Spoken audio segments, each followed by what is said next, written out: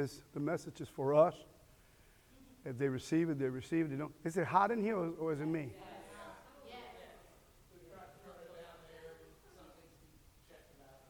Oh, because Daniel hasn't fixed their air conditioner, probably. All right, Daniel?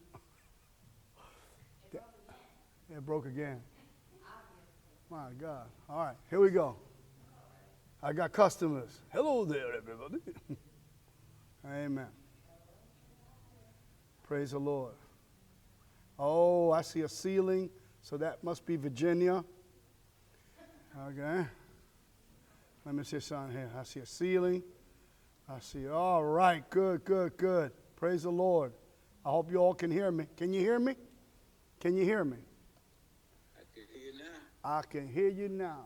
Praise the Lord. All right, well, we're going to go straight to the throne. And I hope you got your paper ready or iPad ready, whatever you got. And let's go there and let's honor the Lord, okay? God has a message for us. Let's pray. I'm going to mute you guys over there, okay? I love you. Love you too, Pastor. Thank you, sir. Look at you, Ray. I love you, Ray. Yay. Oh, man.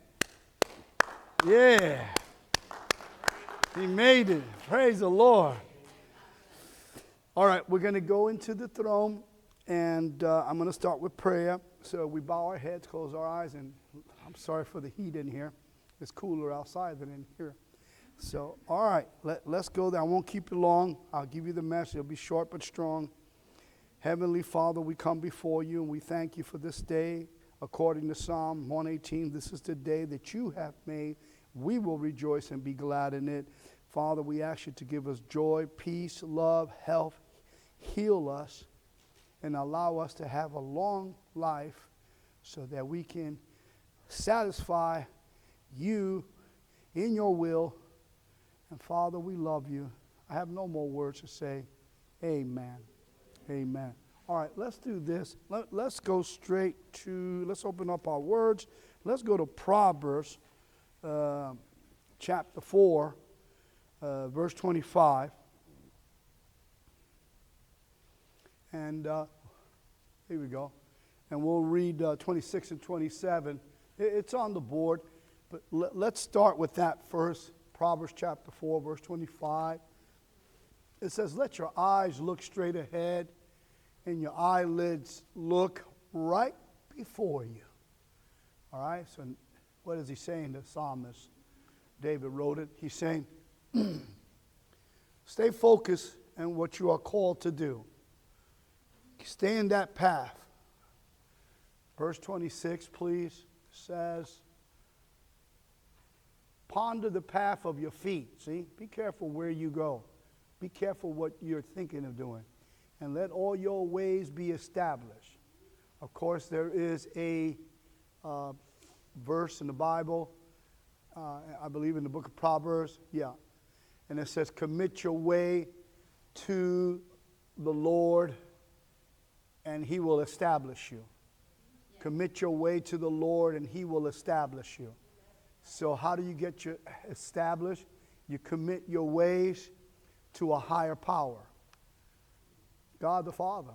Praise the Lord. We're all believers here. Commit your way to the Lord. Okay? Some people commit their ways to their responsibility, and because they're focused on what they're doing, guess what? They succeed. But sometimes, and I'm speaking out of understanding and knowledge, sometime along the way, you run out of gas. But I feel air now, praise the Lord. But if you stay committed to your creator, you're the creation, he's the creator, you'll be established. Verse 27, do not turn to the right or to the left, remove your foot from evil. So what is causing us to not be established, not go forward? We have to ask ourselves, is there something I'm doing that is not correct and it shouldn't be in my life? So we're all going to have to learn how to fly right. Come on now. You're going to have to fly right. You're going to have to right now, every one of, and I perceive this in the spirit, all of us that are here, we're in a state of our life that what you used to do, you can't do no more. It's not going to work, okay? So some of you are feeling this. This is what the Spirit of God put in my heart. We feel like there's a drip in the faucet.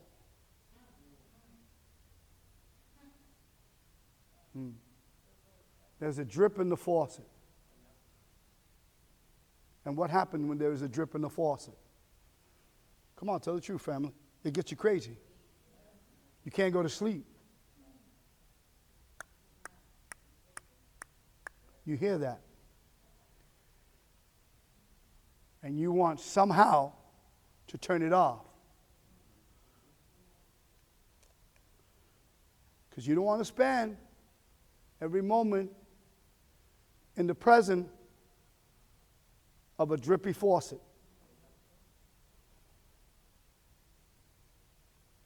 And the only thing eventually what happens is just listening to drip, drip, drip, drip, drip, drip.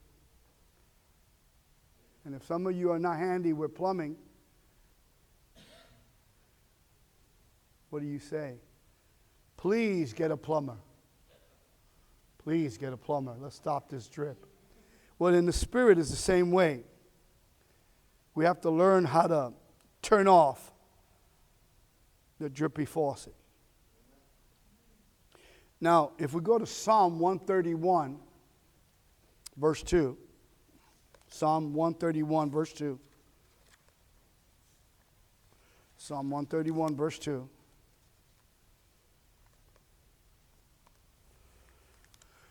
It talks about, surely I have what? Calmed and quiet my soul. This is a way how to turn off the drip in your faucet. Calm and quiet your soul. Your soul is connected to your emotion, your feeling, and your will. Did you hear that? Some of us have good intentions, but our will is not right. Don't take that path. That's what the Spirit was saying to us. Don't take that path because it's going to take you longer to get to the place that you are called to be. All of us here have a calling. All of us here have a purpose. Now, some of us are dealing with drippy faucet. Some of us are dealing with our soul. Some of us are dealing with our feelings, our emotions. Some of us are dealing with health. Some of us are dealing with finances. No matter what it is that you're dealing with, it's a drippy faucet. That was the word he gave me. It's time to fix the faucet. And today we're going to fix the faucet. It says, surely I have calmed and quiet my soul like a weaned child, his weaned child with his mother. Like a weaned child is my soul within me. Some of us are crying inside.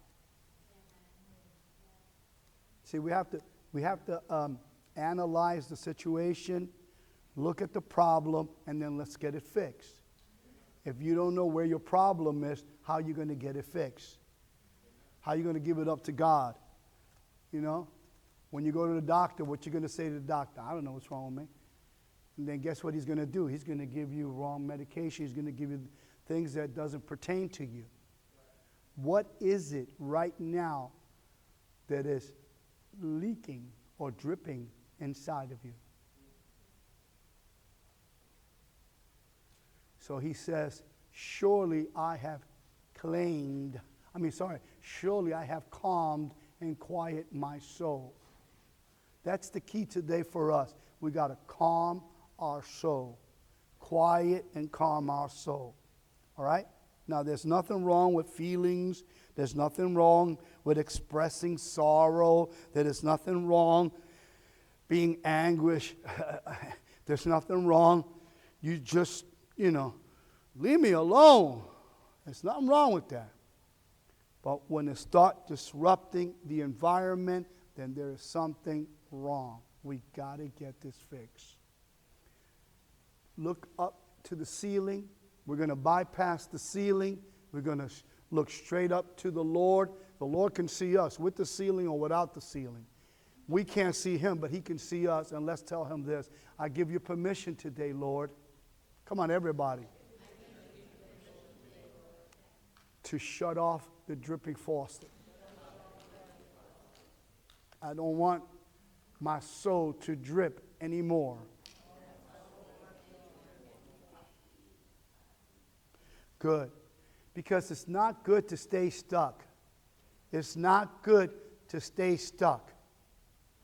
Some of us are stuck. Let me tell you something. Some of us been using the past, and you're still stuck in the past. Some of you that have gone, oh, I'm going to teach today. That's what I feel right now. Can I just teach it like I feel it? Praise the Lord. Some of us, I used to do this. You ain't there no more. I got news for you. It's not hey, who's keep touching me? It's the microphone. Look, it's not 2000 anymore. 2001. We're in 2024. Different ways. You weren't taught what you're going to go through right now. Back then. It's being taught right now in our present. Don't shut me down because I'm talking to your spirit. It's being taught right now. Your gift has to come to the Lord. Have you ever offered your gift to the Lord? We offer our money. They taught us that, because in church they want your money. Oh, they heard me up there in the media. They want your money. Well, there's an overhead here. It costs. We know that. But if God established it, God will build it. That means God will provide for it. I don't have to take your socks. I don't have to take your T-shirts. Okay, I don't take none of that. God provides it. I need somebody to give me a strong amen, to come out of your doctrine. If God called you to do it, God will justify it. God will build it. God will keep your marriage strong because God put it together. But you don't understand, Pastor. When I first saw her, I said, wow, I want to get to know her. No, that was your lust. But God put her there and gave you that woman for a reason. God put that man there and gave you that man for a reason. Praise the Lord. You can't stay stuck anymore. It's time to go forward. So let's learn how to take some steps to move forward today. It's okay to weep, but let's stop the weeping. Let's go to 1 Samuel chapter 30, verse 1. I feel change coming in place right now.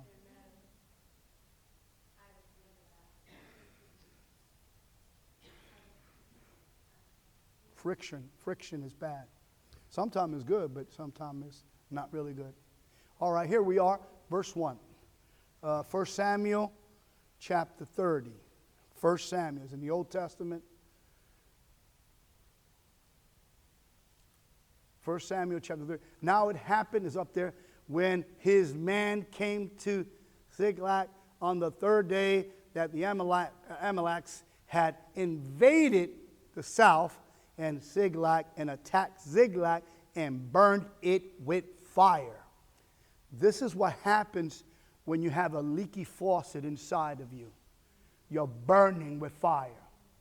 Your fire is so strong that no one can turn it off. Verse 2. Verse 2, please. You have to stay with me. And had taken captivity the women and those who were there, from small to great. They did not kill anyone, but carry them away and went their way. It's one thing to get you out of the way and take your stuff, but it's another thing when they take your stuff right in front of your face. How do you feel? So violated. And this is David. David was out fighting, and the reason why, I know why God had me talk about David today, because that anointing is on me, and to God be the glory. And David was out fighting somewhere else, because David was a warrior. Saul killed 1,000. David killed 10,000. David can use that bow, use that sword. David can throw down. David can throw down. But he was doing it in the name of the Lord. So you hear what the Lord is saying? There's a time to throw down, and there's a time to walk away.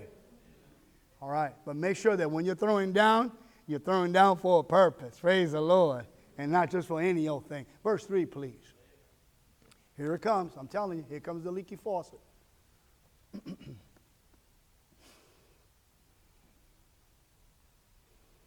It's not good to stay stuck. Verse 3. So David and his men came to the city. They came back to their home. And there it was, burned with fire. And their wives and their sons and their daughter had been captive. Some of our sons and daughters have been captive. Some of them been captive maybe for a week. Some of them been captive for years. Some of them been captive for a couple of days. Praise the Lord. Thank God that we have a Redeemer, praise God, that restores us. Amen. See that? These men were out fighting. Fighting was working for them. You know, that's what they do. That was their office. They're out there protecting theirs. When they get back, they got sabotaged. They took their loved ones. Verse 4, please. Verse 4. Verse 4. Praise God. Then David and the people who were with him lift up their voice and what? Until they had no more power to. There's a time and a place and a season. Nothing lasts forever. I don't care how crazy you are. You may be cuckoo for Cocoa Puff. You will shut down. Believe me or not. All right? I got to get this thing out of here.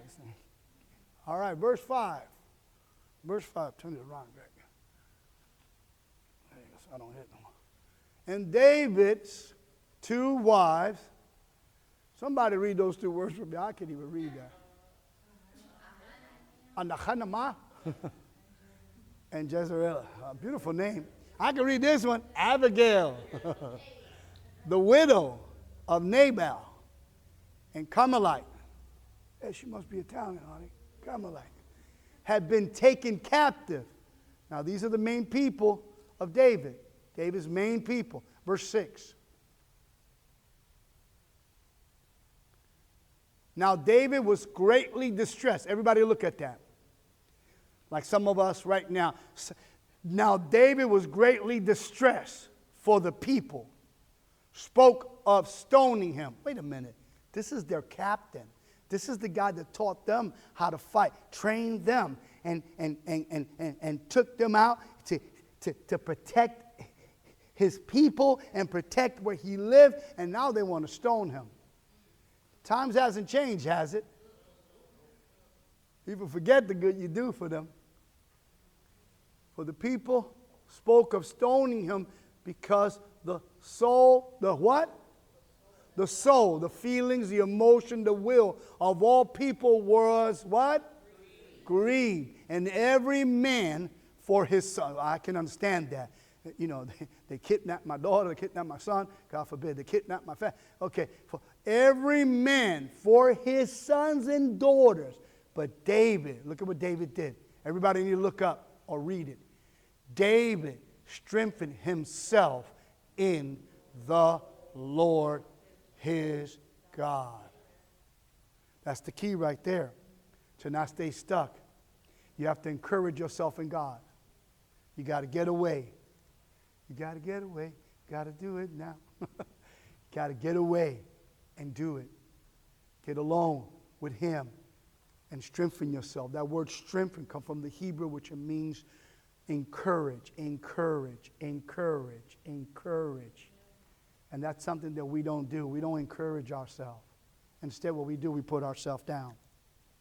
Now, David and the people were what? That were with him. They lift up their voices. Notice that when we're going through some type of crisis, that's where everything that is negative come out of you. I know I'm talking to you and you don't want to say amen, but that's all right. I'm not even looking at anybody, if you notice. Let's get delivered today. Praise the Lord. Because let me tell you something, this touched me. I was like, you're right, Lord. He says, Holy Spirit, you're right. You're right. First thing you do is express yourself. Ah! Everybody looking at me like I'm crazy. I grew hair. I don't care. I'm telling you, I don't care. You know you there. Thank God I'm praying for you. Please pray for me. Let's stop being so cynical and acting like we ain't got a situation when we do. I need help. Pastor needs help. I want everybody at the count of 3. 1, 2, 3. Lord, help me. He's the only one that can help you. He's the only one that can strengthen you. Look, David knew. David was something else. Not only was David tall, dark, and handsome. He was a Jew now, okay? Dark and handsome.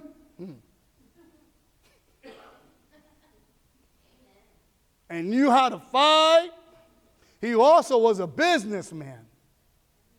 They say those that were with him before him, they were broke, busted, and disgusted.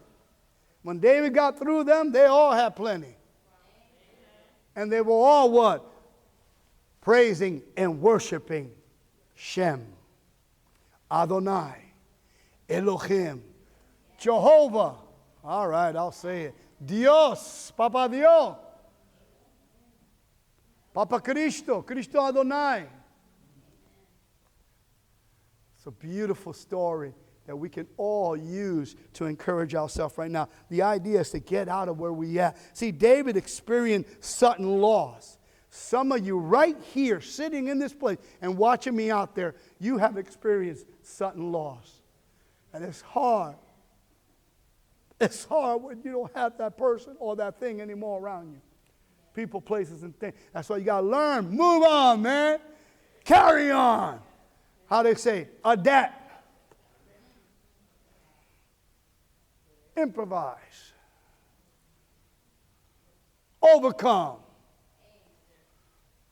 Govern yourself accordingly. Carry on. So I said, we can't stay there. It's not good for us. That's the place that you go and you visit those that you haven't seen in a while, and they look more mature than you. Somebody say amen. And you say, what happened? Time went by. So we got to learn to strengthen ourselves in the Lord. Thank God for what you have. Thank God. There's something that has been tore and it's tearing you up right now. It's tearing up your heart right now. That loss, you haven't lost it. You just can't find it. It's there. It's there.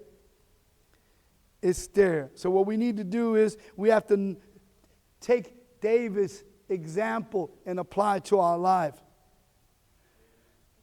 And see, you see, if you notice when we read, he says that David too, and his man lifted up their voice and shouted. They were upset, and they began to weep. They began to cry until they had no more power to cry. And when you stop crying, you know what happens? Anger kicks up. Now you want to kick something, hit something. Now you out of control. Now I'm out of control. Now I'm like a city without wall. Anything come inside me. That's what the Bible says. When you can't control your anger, oh Lord, you are open. That's why, Sensei, you know what I'm talking. When you're in the ring, you know. When you're in competition, you know what's coming. He's just faster than you. But when you are surviving, when you're in there, somebody say, Amen. Some of us have never walked into a ring, but your life has been a ring, a fighting place. I gotta fight for my life. So you got to find comfort. Where do I find comfort? That's what God wants you to know. All right, then let's go for it. David experienced the sudden loss, and that's what happened. Let's go to Psalm 30, verse 5, please. I'm closing up. Man, I'm so happy to see you guys. I know I'm going to have you in my presence real soon. I know that in Jesus' name. Because sorrow and anger has a place. Okay, let me talk to you again. Don't shut me down because I'm speaking to your spirit. Anger and sorrow has a place. There is a time and a place for it. There's righteous anger, and then there's wrong anger. So you got to replace that. I was going to say something, and it starts with a CR. You got to replace that doo-doo, that's all it is, with something good. Turn off the faucet. There's a leaking faucet inside of us. Let's get the Holy Spirit, who's our plumber, and he can fix it. Okay? For his anger is but for a moment. Even God get angry. Oh, look, everybody. Let me explain to you. For his anger is but for a moment. His favor, somebody say favor. 3 times. Favor, favor, favor. Come on, let's say it the way Pastor V taught us. I'm blessed, highly favored, and deeply loved. That's the truth, man. His favor is life. Weeping may endure for a night, but joy comes in the morning. So everything has a time and a season. Time and a season. But when you're in it, brother, I'm going to say something, and I'm loving you in the love of Christ. Jason, when you're in it, you feel like, man, this is forever. When is it going to be over? It's going to be over. We're the one that, we have that. All of us here. When is it going to be over? What did I do to go through this? I've been good to them. Man, come on, I'm going down here. Put your toe out. Put your toe out. I'm going to step on it. I've been good to them, and they haven't been good to me. Mama, what are we going to do? It's for a moment. Weeping may endure for a night. That's the fight. But joy comes in the morning. And now that you have it in your presence, enjoy it. Don't look at it, oh my God, the responsibility I have here. Yeah. Somebody say, enjoy it. Come on. He's about to close you up now. He took that thing out of you. Enjoy it. Enjoy it.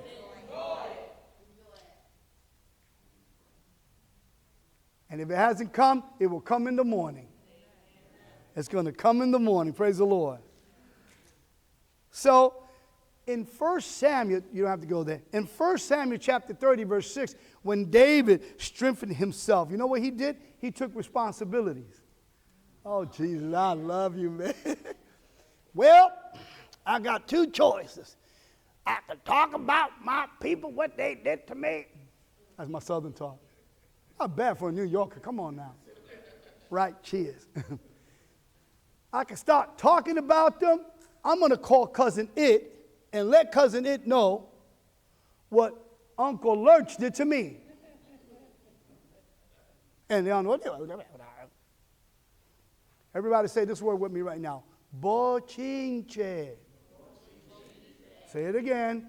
Bochinche. One more time. Bochinche. Translation, gossiping. You just learned a new word today for some of you. Gossiping. Everybody don't want the morning to come. I want to endure the night. Come on now. I want to fight. I want to weep.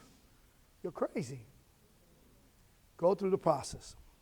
You have to do like David. Take responsibility and strengthen yourself in the Lord and discover what God has for you, the next level. Receive it right now. God has something extraordinary for you, but you're going to have to forget your past. Come on, I'm almost there. Come on, he's got like 3 more stitches. 3 more stitches. Come on, I'm almost there. 3 more stitches. Forget it. What worked back then ain't going to work now. Ecclesiastes 3:4, and we're closing up. Thank you, Father. I love you. Ecclesiastes chapter 3, verse 4.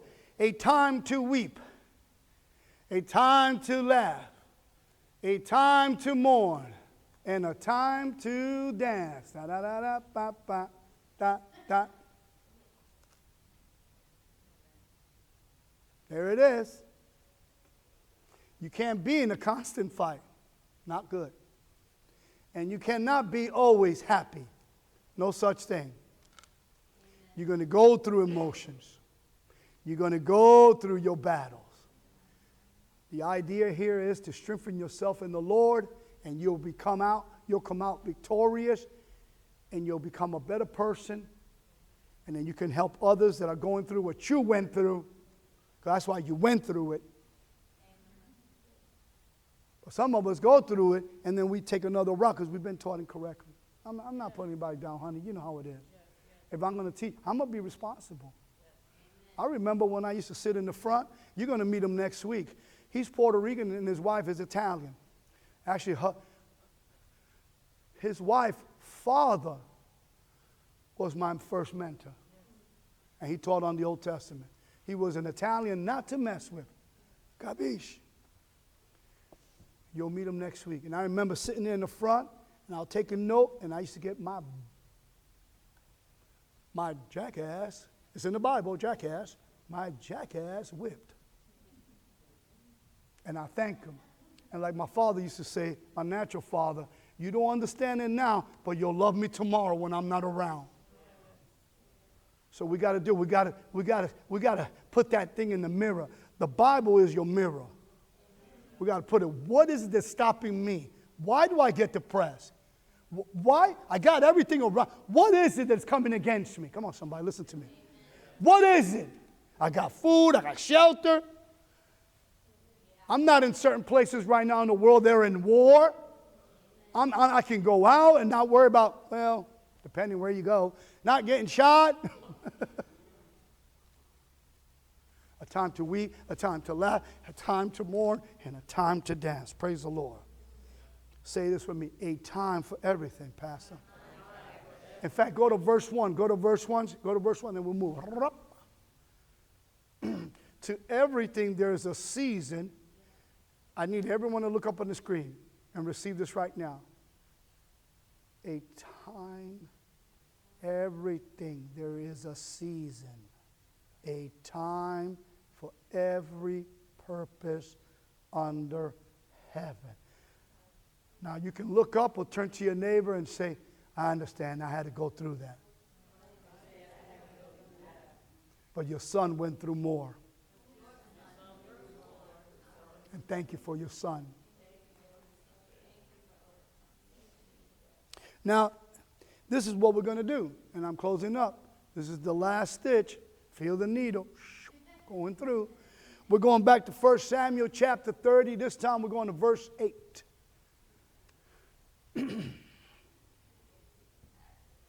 I receive. The Lord is good. Verse 8. All right, here we go. Look at verse 8. So David inquired. He seeked God.